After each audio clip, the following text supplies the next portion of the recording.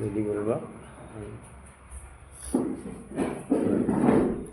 আসসালামু আলাইকুম রহমতুল্লাহ বরকাত। আমরা জিজ্ঞেস করি দাদা কি নিয়ে আজকে সাংবাদিক বৈঠক? আজ যে সারা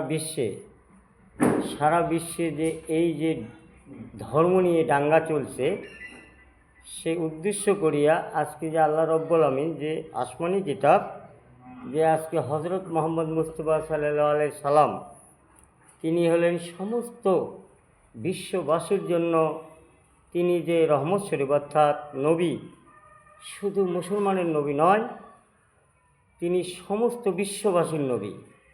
তিনি আমাদের মাঝে কি রাখে গিয়েছেন, সেই আল কোরআন পবিত্র আল্লাহর বিধান, সেটার থেকে আমি অবশ্যই যে আল্লাহ কি বলছে মানব জাতিকে, আমি সেই উদ্দেশ্য করি পবিত্র কোরআন শরীফের থেকে কয়েকটা আয়াত তুলে ধরব।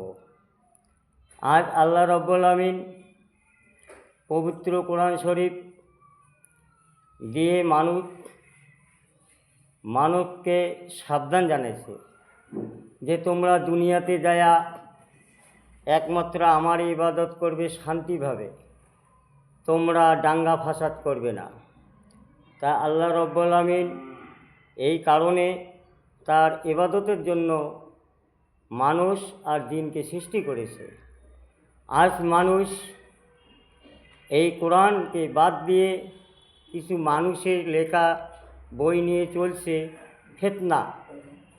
আজকে যে আল্লাহ রব্বুল আমিন সমস্ত বিশ্ববাসীকে আল্লাহ বলছে যে তোমরা আমার ইবাদত করবে এবং আমার কাছে সাহায্য প্রার্থী হবে, যা কিছু সব আল্লাহর তরফ থেকে হবে।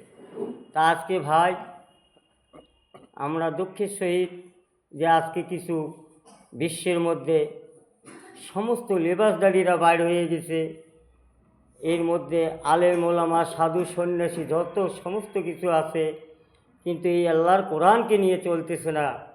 আল্লাহর কোরআন বিধানের বাইরে কিছু এরা নিজে বানানো জিনিসরা দিচ্ছে, এই নিয়ে দাঙ্গা ফাসাদ। কেন কি আল্লাহ রব্বুল আমিন আল্লাহ বলছে সূরা আনাম 6 নম্বর সূরা, সে সূরার 108 নম্বর আয়াতে আল্লাহ বলছে তোমরা কারো ধর্মে বাধা সৃষ্টি করিও না। তাহলে সমস্ত মানুষ জাতির জন্য এক একটা স্থান, অর্থাৎ মন্দির মসজিদ গির্জা আল্লাহ রব্বুল আমিন সমস্ত কিছুর মধ্যে বাস করে। 22 নম্বর সূরা হাস, সেই সূরার 34 নম্বর আয়াতে আল্লাহ রব্বুল আমিন বলছে যে আমি সমস্ত মানুষ জাতির জন্য এক একটা স্থান, অর্থাৎ মন্দির মসজিদ গির্জা সমস্ত কিছুকে আমি যেভাবে ডাকবে আমি সেইভাবে সাড়া দেব। আজ কিছু ফিতনাবাদীরা বাইরে হইয়া ধর্মের মধ্যে বিশৃঙ্খলা সৃষ্টি করছে। আল্লাহ রব্বুল আমিন এই সূরা 22 নম্বর সূরা হর্ষের 40 নম্বর আয়াতে আল্লাহ সাবধান জানাইছে যে আমি যে কোনো স্থান যেভাবে আমাকে ডাকতে পারে সেইভাবে আমি সাড়া দেব। আজকে দেখো ভাই, আজকে এই কোরআন আল্লাহ রব্বুল আমিন নাজিল করেছে সমস্ত নবীগণের উপরে, পীর পয়গম্বর দরবেশ আউলিয়া। আজ আমাদের হজরত মোহাম্মদ মুস্তফা সাল্লাল্লাহু আলাইহি সাল্লাম তিনি বিশ্ববাসীর জন্য নবী হয়ে এসেছিলেন। আদম থেকে নিয়ে শেষ নবী হজরত মোহাম্মদ মুস্তফা সাল্লাল্লাহু আলাইহি সাল্লাম পর্যন্ত একটা বার্তা দিয়েছিলেন, সেই বার্তাটা আসমানি কিতাব আল কোরআন। নবী যখন খাতেমান নবী যখন দুনিয়ার থেকে বিদায় নিল, তখন আমাদের হজরত মোহাম্মদ মুস্তফা সাল্লাল্লাহু আলাইহি সাল্লাম যখন দুনিয়ার থেকে আউটাল হলো, তারপরে এই কোরআনের জিম্মা হক্কানি আলেম ওলামা পীর পয়গম্বর ফকির দরবেশ সাধু সন্ন্যাসীর উপরে এই কোরআনের দায়িত্ব দিল। তারা কারা? সূরা মায়দাহ, এই সূরাটা হলো 5 নম্বর সূরার 44 নম্বর আয়াতে আল্লাহ বলছে যে আমার এই সত্য বার্তা তোমরা ঘরে ঘরে পৌঁছাও, আর যদি না পৌঁছলে তাহলে তোমাকে আমি মানুষের থেকে রক্ষা করব, নিশ্চয় আমি কাফের কমকে হেদায়েত করি না। ভাই, সূরা মায়দা ৬৭ নম্বর আয়াতটা পরিষ্কার করে দিছে আল্লাহ রব্বুল আমিন। আজ আল্লাহ রব্বুল আমিন যে স্থান মানুষের ধর্মের জায়গাগুলোন, এই জায়গাগুলোন হলো নিজের ব্যক্তিগত।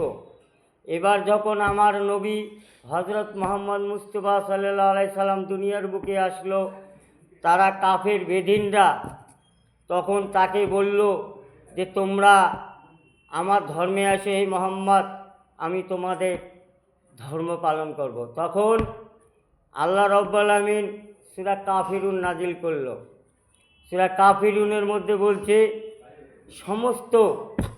সমস্ত মুনাফিকদের বলছে যে হে কাফের কুল, তোমরা শোনো, তোমাদের ধর্ম তোমাদের কাছে, আমার ধর্ম আমার কাছে। আমি যে ধর্ম করি সে ধর্ম তোমরা করো না, আর তোমরা যে ধর্ম করো আমি সেটা করি না। ভাই, আজকে ধর্ম কোথার থেকে আমরা পাইলাম? আজকে মুসা আলাইহিস সালাম যখন বনি ইসরায়েলকে নিয়ে যখন আসলো, তখন বনি ইসরায়েলের মধ্যে এই ধর্ম নিয়ে ক্যাসাল লাগলো। তখন আল্লাহর কাছে তারা প্রার্থনা জানাইলো।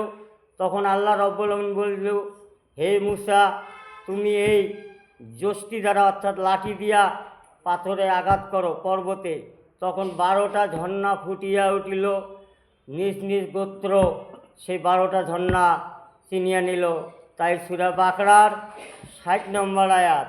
একই কথা আবার আল্লাহ রব্বুল আমিন সূরা আরাফ 7 নম্বর সূরার 160 নম্বর আয়াতের মধ্যে বর্ণনা রাখছে। ভাই, আমরা গোত্র এখন কি চাইছেন, মানে কি শান্তির বার্তা দিতে? শান্তির বার্তা আমরা যাতে, যে আল্লাহ রব্বুল আমিন যেটা বলছে যে তোমরা দুনিয়াতে দাঙ্গা ফাসাদ করিও না, কারো ধর্মে বাধা দিও না, আমরা নিজ নিজ ধর্ম করব, আর এক মানুষ আমরা ভাই ভাই, আমরা এটাই শান্তির বার্তার জন্য এই বলতেছি। আজকে দেখো ভাই, ধর্মর